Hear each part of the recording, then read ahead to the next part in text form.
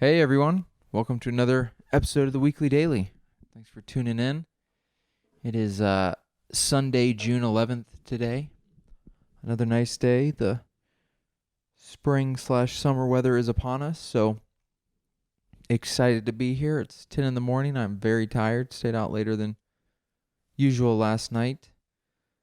And the older I get, the more it gets tough to stay out past 10. I need to find some natural remedies to help me keep going later at night. But a little drowsy, having some coffee, it'll be all right. It's been another fun, pretty eventful week. This week went out into a lot of shows. Didn't do as many shows or mics myself, but went and watched and hung out at a lot. So that was good. Part of the deal. Part of the comedy deal is doing that. Going and supporting, watching, hanging out. So it's good to be here. The pool, like I've said before, is right outside my window. Nobody's out there screaming and yelling yet. Usually the kid, I tell you what, I've never felt more like an old man than living beside a pool. It's one of those things where when you tour the apartment, the apartment people, they try to sell you on it. They go, "You're right by the pool. It's great." And then here I am a year into this lease. I've never once used the pool. All I do is just get to hear everybody scream in every conversation that I don't want to hear. And it just makes you feel like an old man. You see some adults my age who are just having a good time. And to each their own, but they start having a good time. They're drinking. And it just brings the Karen out of you, you know? Makes me want to go out there and be like, "Hey, you guys mind showing a little bit of etiquette? Stop screaming and yelling." They're like cursing, which it's like, I don't care. But also, again, it just brings, it's like this deep, almost feels like a biological thing where you're like, stop it. Stop acting like fools out there. No, that's probably because I'm jealous. I'm just in here sitting. I don't even have a pair of swimming trunks. I'm just angry because I want to be in the pool myself. No, it's fine for the most part.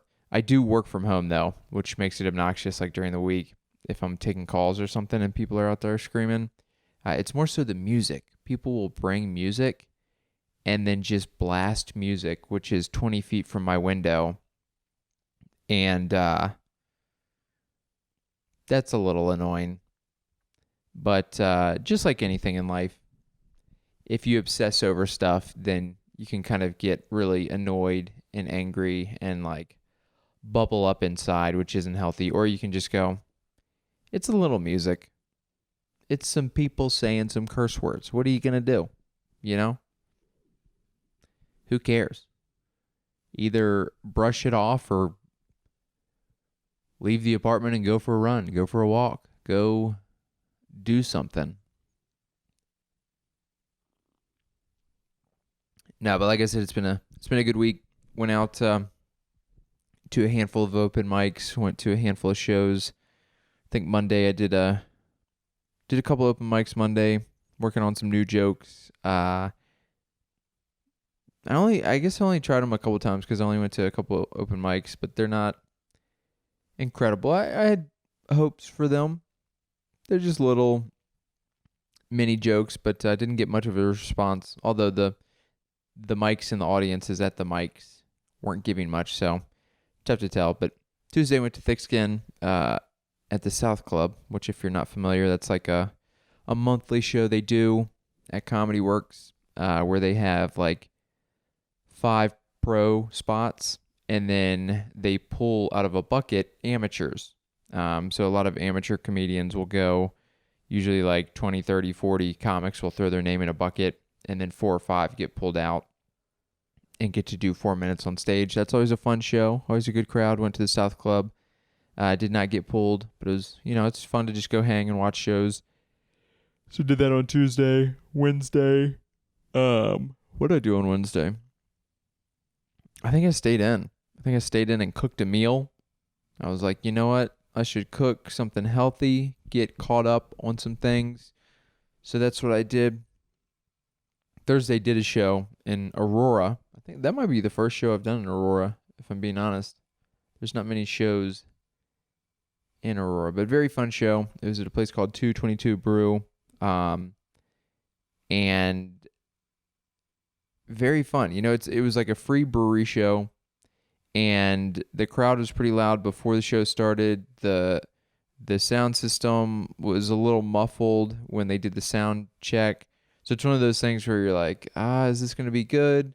And also I've done so many free brewery shows, especially recently, that have not been that good. And that's being nice about it. Some of them have been disasters. And it's funny because you can kind of just lose hope in shows like that, even having a chance of being good. But this show is incredible. It was great. It was super fun. Everybody did super well. The crowd was very attentive, listening, laughing at everything. So that was very cool. I took. It's funny because I recorded. I'm trying to record more of my stuff. I've said it before, but I bought like the wireless mic to record a little bit.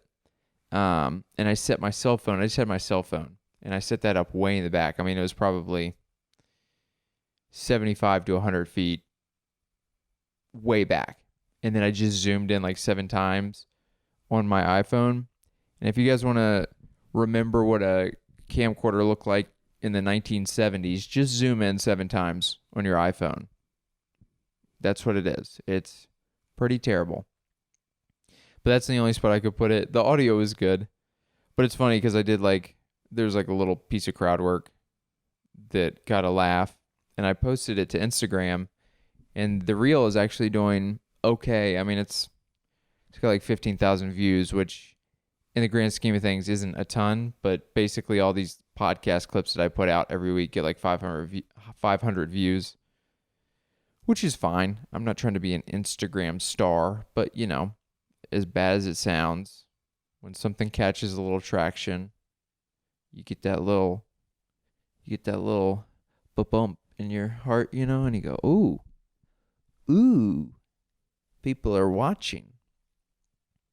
But yeah, funny that the clip that gets the first clip in a while that's gotten more than 1,000 views, let alone 15,000, is just like the worst video quality ever. So who knows? What do people on Instagram like watching? Apparently Bigfoot-esque quality cameras. Just, you can hardly tell it's me up there. You just hear some words and you go, all right, I guess that's going to pop up in the algorithm. But here we are. And there we were. Had a storm that night. Actually, it was crazy. That was on Thursday, which was, I don't know, June 8th, I think. And there's a thunderstorm that night. There's been a lot of storms here recently over the last month or two. But there's a lot of hail. Unfortunately, it didn't hail where I was, but I drove back home and just missed. There was a ton of hail that had come down there, and it was no joke. On the median of the road, there was like 2 inches of hail that had collected up. It was wild. I saw a car driving by me, like right before I got to my apartment, and it had a ton of hail. I thought it looked like snow. And so I thought this car had snow all over it. You know, just like in the winter when there's a snowfall and you see cars that just like wipe off their windshield or whatever, and then they go, so they have a bunch of snow still on there. But obviously it's June. In my brain, it's one of those things where you're like, where's this car coming from? It's June. And I'm like, did it drive from the mountains? But then I'm like, even if it drove 2 hours from the mountains where there might have been snow,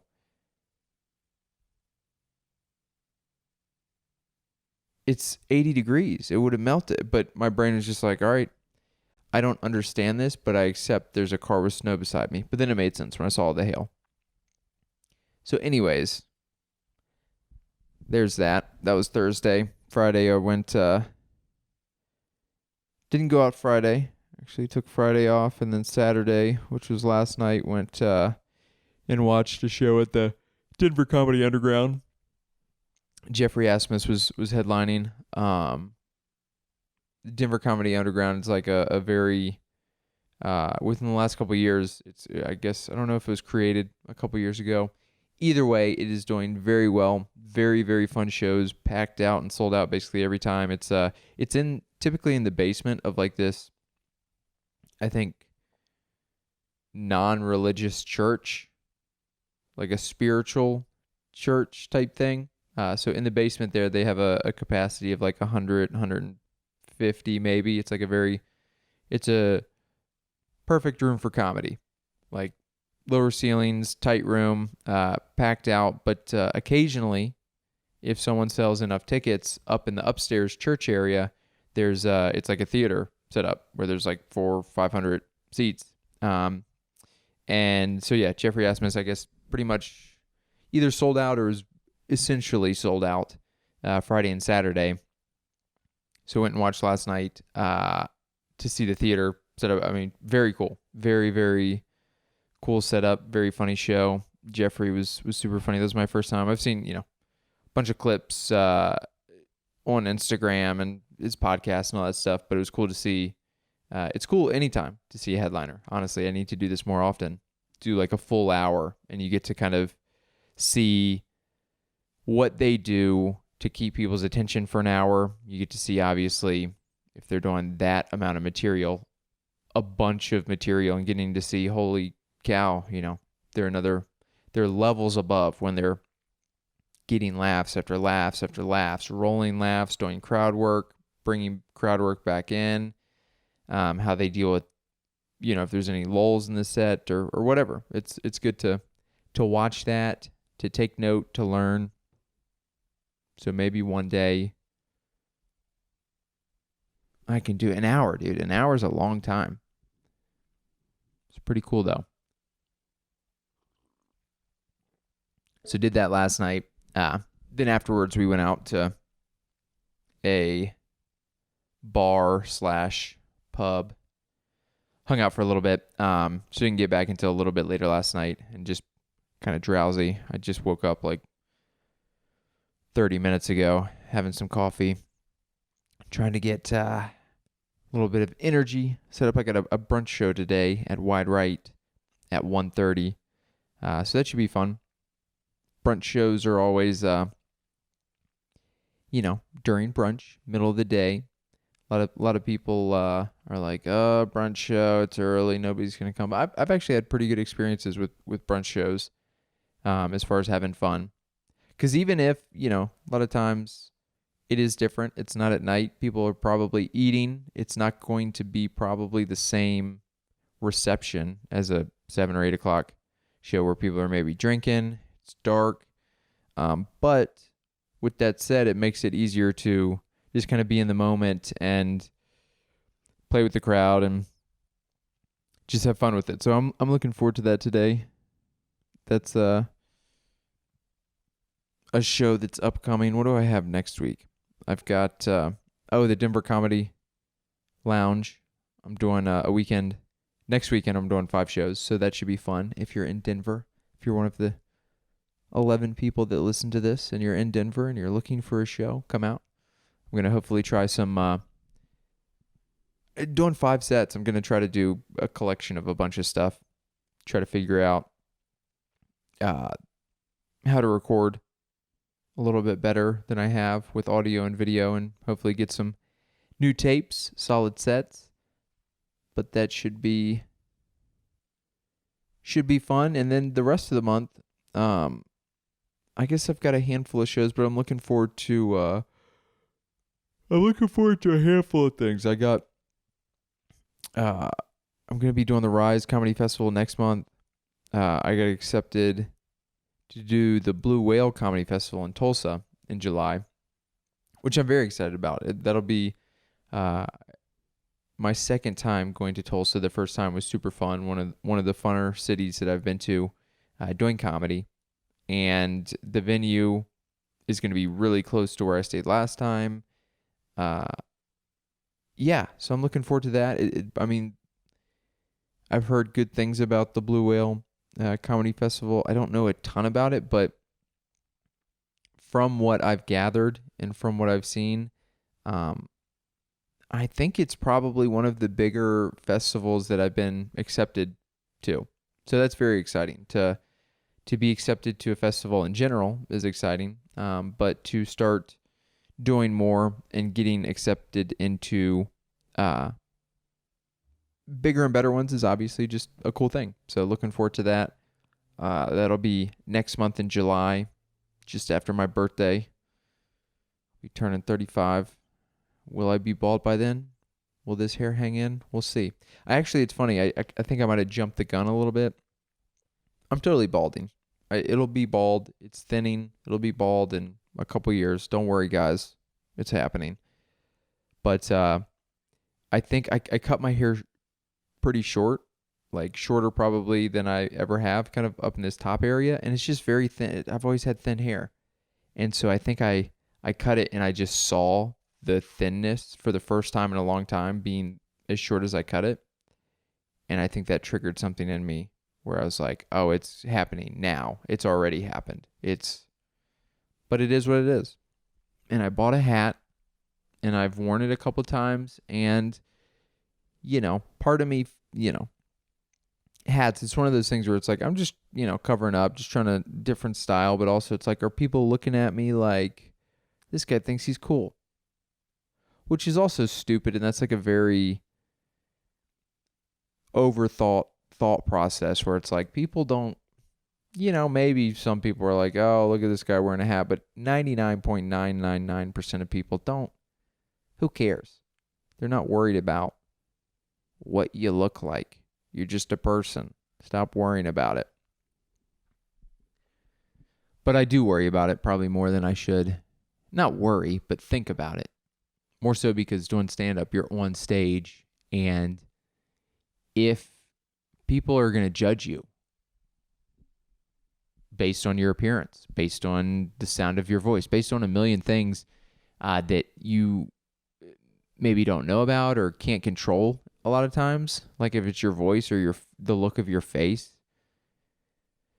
So part of the worry, or not the worry, just thought process is I don't want to come off a certain way to where I step on stage and people go, I don't like this guy from the get-go.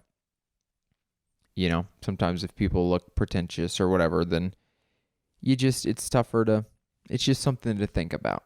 So there's that. I've been watching a decent amount of shows recently. I saw this was something that was very exciting for me. Watched on Netflix. Let me know if you guys have seen this. A show called Unsolved Mysteries, which I feel like I've heard before. I don't know if there's like 3 seasons on Netflix. I feel like that's like an ongoing show that I remember hearing about from my childhood. Maybe it's just a different show, or maybe it's the same show with new seasons. I don't know. But I just saw one episode, and the episode was about UFOs.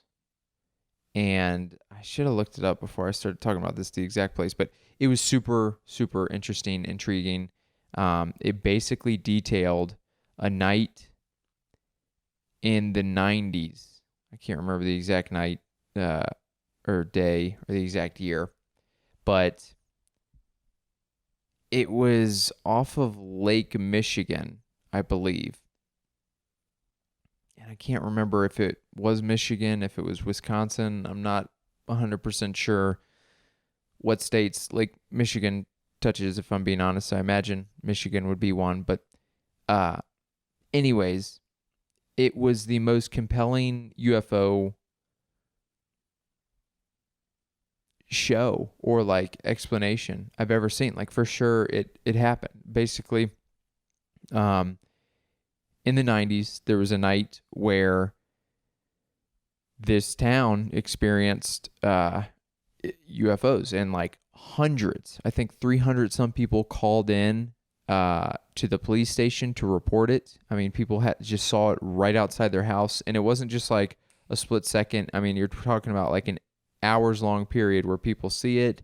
It's doing different things. It's like 6 lights connecting into one, and then like going back to 2 to 3, and then reconnecting, and then moving slowly, and then shooting off at super fast speeds.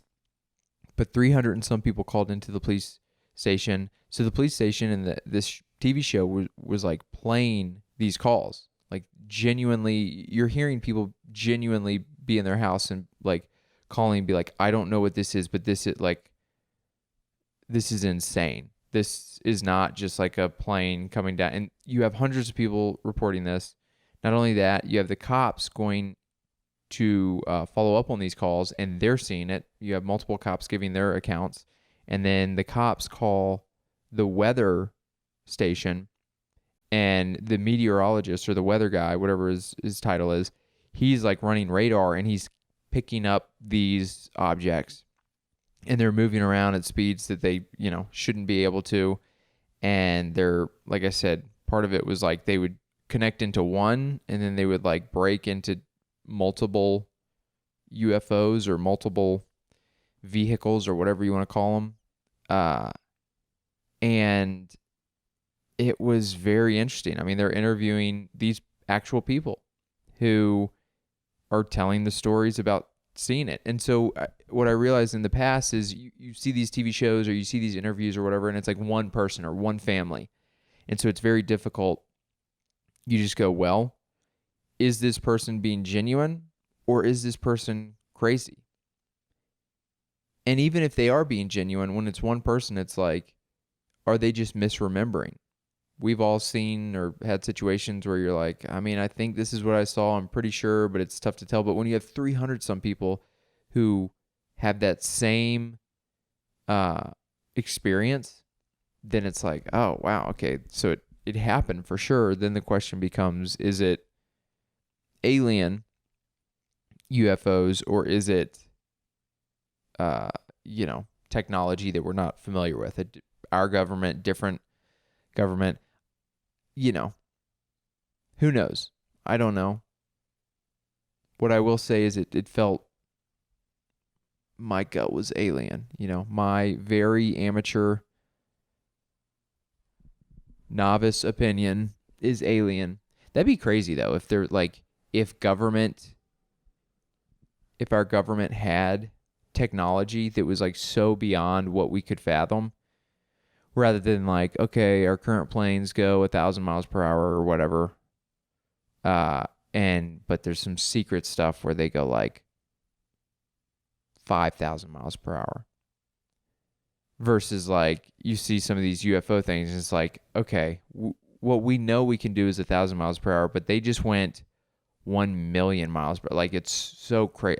I don't think the UFOs that night went that fast, but you hear that. There was actually something, aliens is something that has always intrigued me. I've gone down some real rabbit holes with aliens.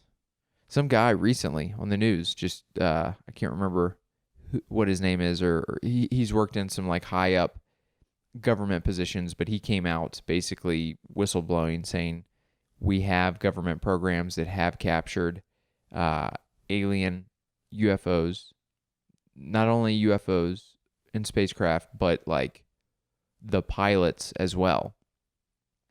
And I think he's talked about we've kept them secret and tried to reverse engineer. That'd be wild it feels like if there's a technology that crazy and that advanced, if it's not, like around Michigan flying around, if it's not actual aliens, it feels like if the government is doing that, it would have to be almost a reverse engineer thing where maybe they found an alien spacecraft and reverse engineered it and used the material. Because it's like, I'm not a scientist.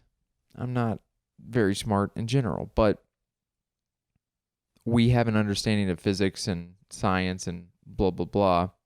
And there's a limit to what we can and can't do here on Earth with the materials we have. But if we were able to collect and find some materials from a UFO or from a alien spacecraft or something, that, that could change the game. That'd be wild. Like with Bob Lazar, if you guys are familiar with him, that was a very intriguing story. If you're not familiar, he's the guy who whistle blew about Area 51, I think. And his character was attacked, and his credibility really plummeted due to the government. I mean, it felt like a cover-up. Who knows? He could be a crazy person, but feels pretty genuine. And the whole anti-gravity thing, like having a spacecraft where it like creates its own gravity, so it's like bending gravity around it to force itself to go at speeds that we can't even fathom. And also not only that, but it doesn't need a propulsion system like a rocket to push it. It's just like falling into its own gravity, which is kind of a unique, interesting thing. But no, I've gone through periods where I've been obsessed with alien stuff.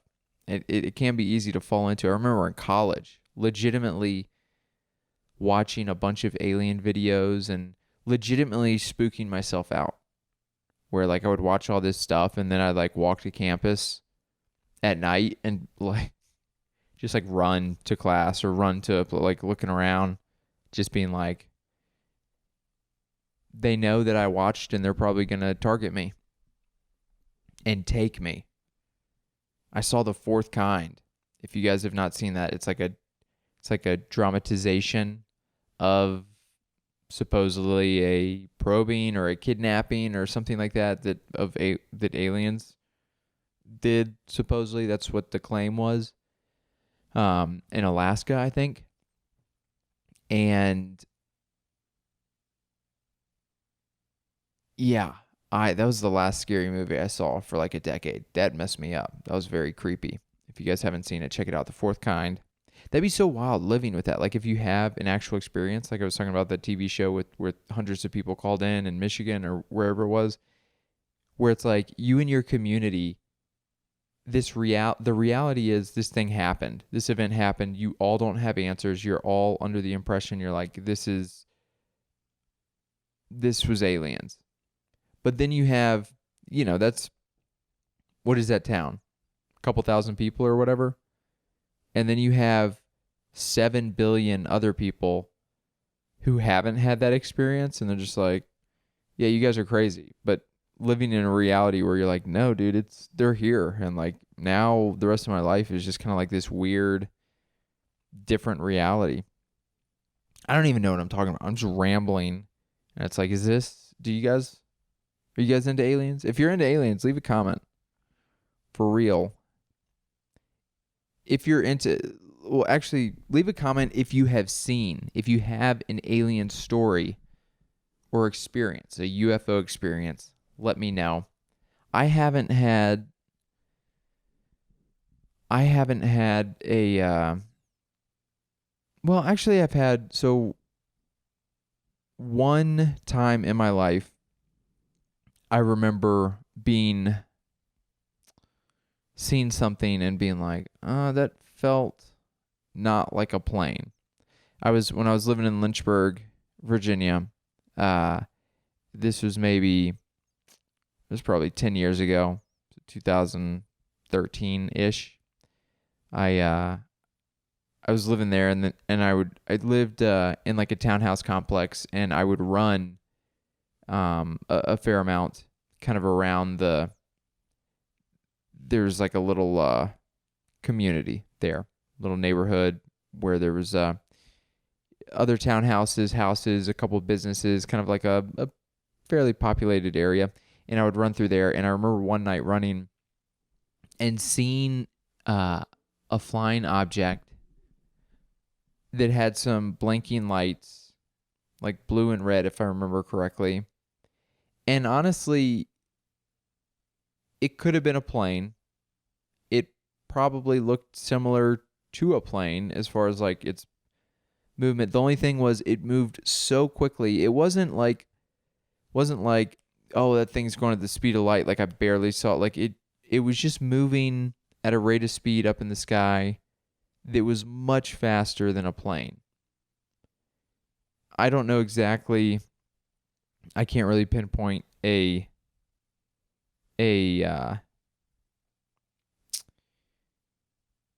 speed, but probably 10 times quicker than an average plane goes. So it's like, it could have been a plane, but I don't think I heard any sound. I can't remember if I was wearing headphones or not. So that, it makes this story I'm telling you a very questionable story, and that's why I don't walk around going, I saw a UFO. But that's the only time in my life that I can remember where I was like, that felt a little weird, but not weird enough to, call somebody up and go, I would like to give an interview about my experience that could have been a plane. But yeah, let me know in the comments if you guys have ever experienced anything like that. I'm very intrigued and interested in all that stuff, aliens, ghosts, the supernatural stuff. That's all very interesting to me. I've never really had other than the one that I just mentioned, much of a UFO experience. As far as ghosts go, I'm trying to think. I don't think I've ever had a ghost experience. I mean, we've all had those, like, you're a kid and you're creeped out or whatever, but I've never had like a real lucid experience with a ghost. I have heard plenty of people who have told me their stories, and I'm always very intrigued by hearing different people tell their stories. I've worked with a couple of people who have had. I think I worked with somebody in when I was a leasing agent at an apartment complex. I'm pretty sure one of the other leasing agents said they grew up in their parents had bought like a very old house where I think people were killed in the house or whatever, and she told multiple experiences of this, and it's it's very funny. I feel like a lot of people who tell their experience, it's not told in a way that I feel like I would tell it, which is like, dude, this is insane. Like, this happened. This is crazy. Like, they are real, and this is crazy. It's usually when people tell it, in my experience at least, it feels like people are just like somebody who like lived in a house that they say was haunted or whatever, and they just have these experiences like pretty often, and they just tell it in a nonchalant way, like, yeah, it's just what happened. I was in a haunted house, there were ghosts in there. And you're like, wait, you're telling me that you had ghost experiences, and you're just brushing it off like it's just like, there's some ghost. But yeah, that the other leasing agent, she told me, I think, multiple times being in that house, and it was just like her reality, I think, for like years when they lived there. Just like, yeah, it's just, people would pop out the walls sometimes. But then I had another coworker who told me, and this one was a little bit more real in the sense that, or scary, I guess. Her experience, I think, involved a ghost that was making things, like pushing things over, and I think like making objects fall or throwing objects, things like that, where it's like, okay, that's different and that's scary. If I'm in a room, like Paranormal Activity, if you guys ever watched that movie where things are getting like dragged, but you don't see what's going on, it's just like nothing around you, but you're getting hit or dragged or touched, that would be super creepy. I also had a teacher in college, a professor, who I was not a fan of. He was a weird dude. I think the class was anthropology, I believe. One of those gen ed classes, but yeah, and one of those, look, teach their own, study whatever you want, but it's one of those things where like people will, I guess obviously this professor probably did undergrad, grad, PhD, whatever. And then you get like in this field, and you get very strong opinions about stuff that it's like, who cares, dude? You're like, it's not that who cares, but he was projecting what I felt like were opinions in like a very like, no, this is what it is.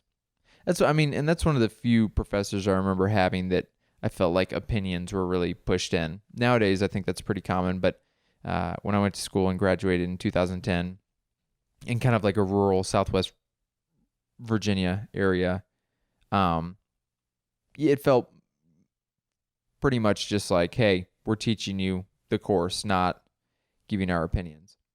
But he talked about, I remember one of the things he talked about was, he was like, as an anthropologist, our field has discovered, and we are giving you this new information that we found out about, and it's the truth. There's no such thing as race. He was like, there's no such thing as race. And I guess his reasoning was like, there's not enough genetic difference between, quote unquote, what we have determined to be races to justify their being races. He's like, we're just the human race and there's no differences. And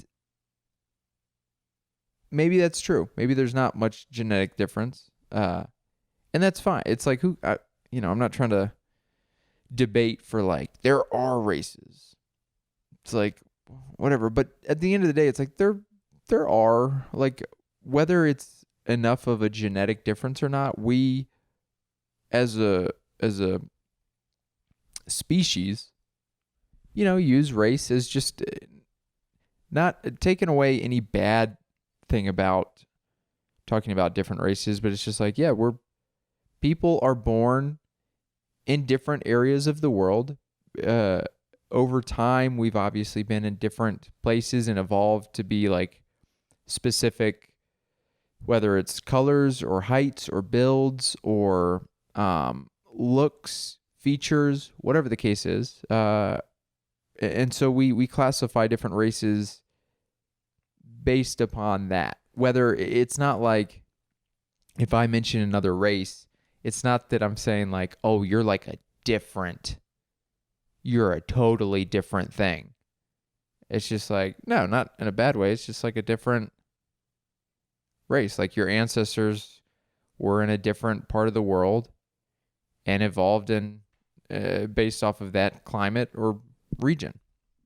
Anyways, he was real adamant about that, and he made everybody write a paper, basically being like, now I need you to write a paper and agree with me that there's no such thing as race. And I remember that I felt so defiant. I remember being like, do I write a paper with something that I don't really agree on, or the logic doesn't really make sense to me, and get an A?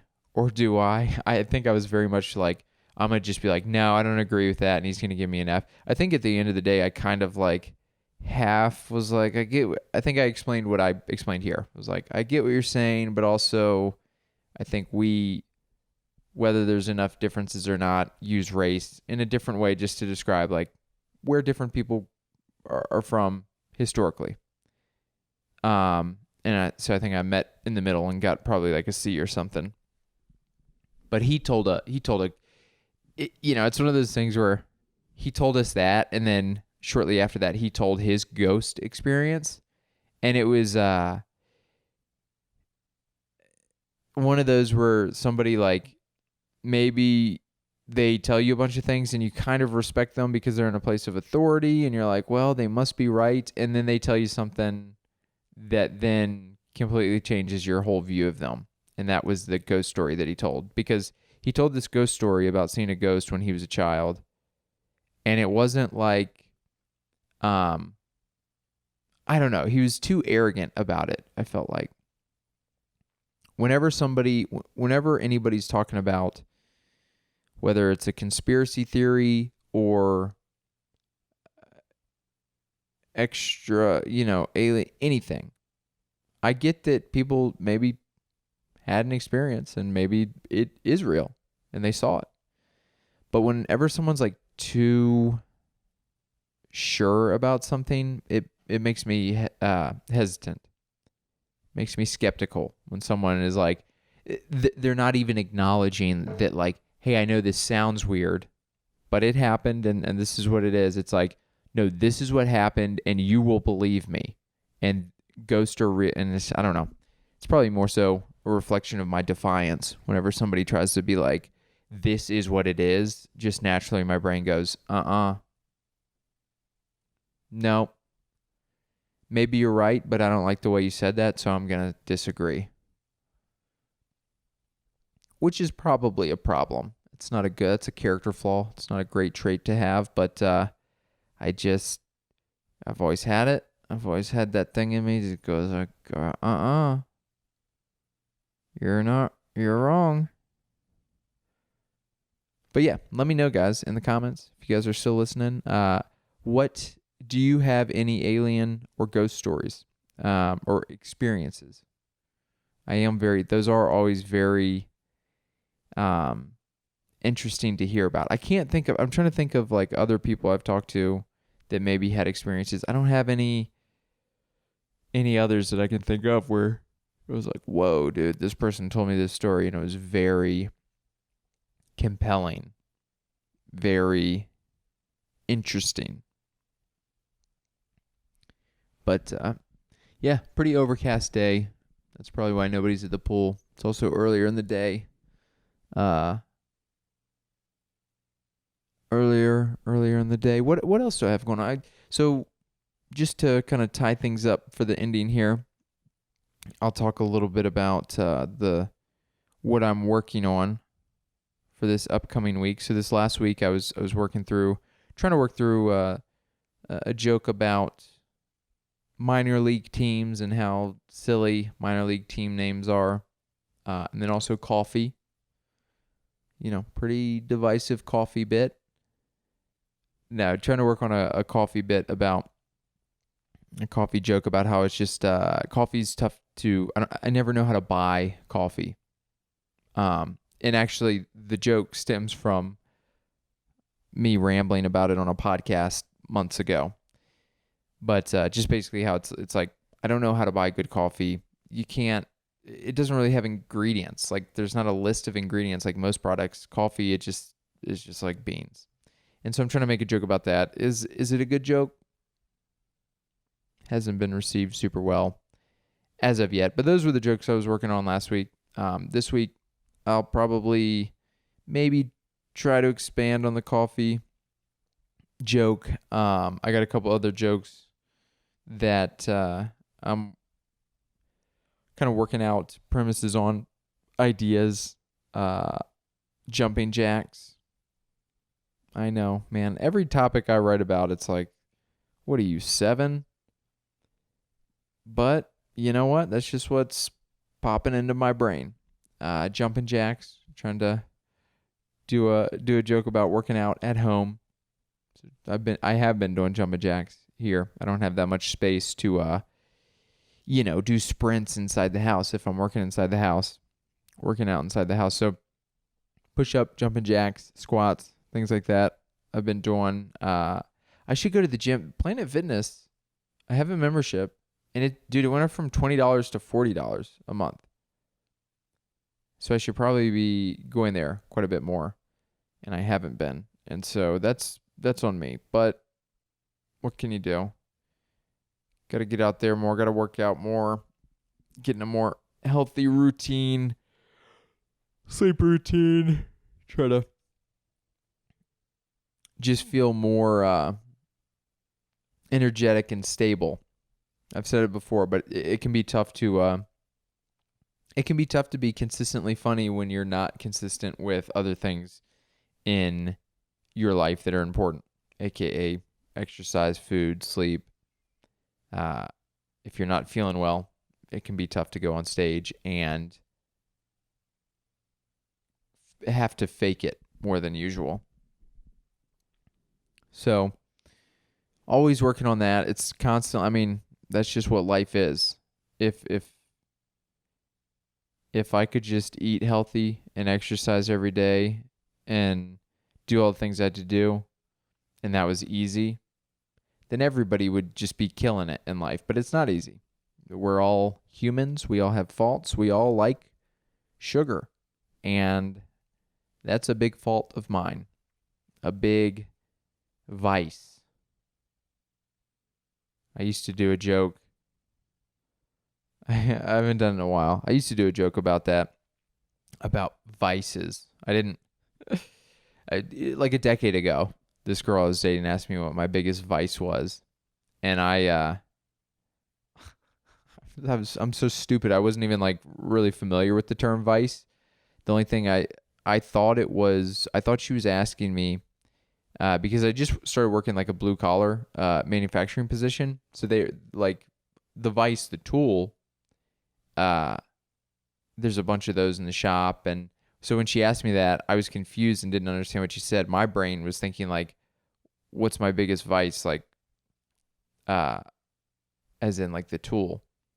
So I'm an idiot. That's basically what I'm trying to say. But we've kind of, tumbled to the end here. Has this podcast been interesting? Did the alien talk? Was that something you guys liked? I'll put it this way. Leave a comment to let me know. Do you like to hear if I'm just rambling about like what I'm doing comedy-wise and just kind of really going into the weeds about comedy and talking about shows I've done and maybe not doing well, kind of the behind-the-scenes stuff there? Or, and I'm going to talk about that regardless. But would you prefer me to just talk about that briefly in the beginning and then pick a topic, whether it be aliens and ghosts or maybe like an expanded story about, in past podcasts I've talked about past jobs, being a lifeguard for an episode, or random other things where I expand on like a personal story and just go through the timeline of that story. Which one would you prefer?